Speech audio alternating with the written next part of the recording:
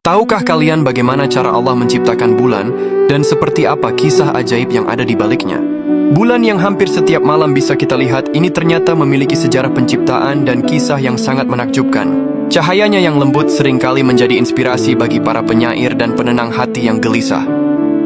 Namun lebih dari sekadar pemanis malam, bulan menyimpan kisah penciptaan dan fungsi yang luar biasa yang semuanya telah diabadikan dengan indah dalam kitab suci Al-Quran. Al-Quran tidak merinci proses penciptaan bulan secara terpisah dalam satu ayat spesifik yang berdiri sendiri. Sebaliknya, penciptaan bulan adalah bagian dari penciptaan alam semesta yang agung. Dahulu, Allah menciptakan langit dan bumi, termasuk matahari, bulan, dan bintang-bintang hanya dalam 6 masa.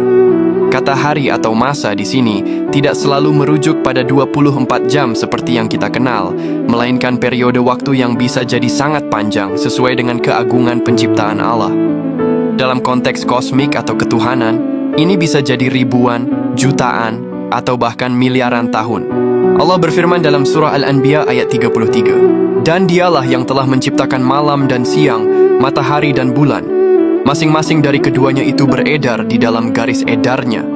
Ayat ini menegaskan bahwa setiap benda langit termasuk bulan bergerak dalam orbitnya sendiri dengan perhitungan yang sangat presisi, menunjukkan keteraturan dan kekuasaan Sang Pencipta. Di dalam Al-Quran bahkan ada satu surah khusus yaitu surah Al-Qamar yang berarti bulan.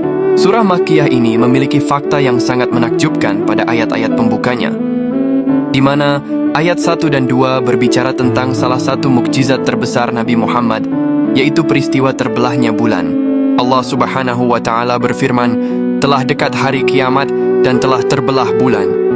Dan jika mereka orang-orang musyrik melihat suatu tanda mukjizat, mereka berpaling dan berkata, 'Ini adalah sihir yang terus-menerus.'" Kisah ini menceritakan bagaimana Nabi Muhammad menunjukkan bukti kenabiannya kepada kaum musyrik Mekah, yaitu dengan melakukan pembelahan terhadap bulan atas seizin Allah. Meskipun kaum musyrik menyebutnya sihir, bagi umat Islam ini adalah bukti nyata kekuasaan Allah yang diabadikan dalam Al-Quran. Surah ini juga mengisahkan tentang kaum-kaum terdahulu yang mendustakan Rasul mereka, agar manusia mengambil pelajaran atau iktibar dari kisah-kisah tersebut. Al-Quran dengan jelas menggarisbawahi tujuan penciptaan bulan yang sangat fungsional bagi kehidupan manusia. Tujuan yang pertama, yaitu sebagai penanda waktu dan penanggalan. Fase-fase bulan berfungsi sebagai kalender alami. Ini sangat vital dalam menentukan bulan-bulan penting dalam Islam, seperti awal dan akhir bulan suci Ramadan, musim haji, dan hari raya. Tujuan yang kedua, yaitu sebagai tanda kekuasaan Allah. Keberadaan dan keteraturan gerak bulan adalah salah satu tanda kebesaran Allah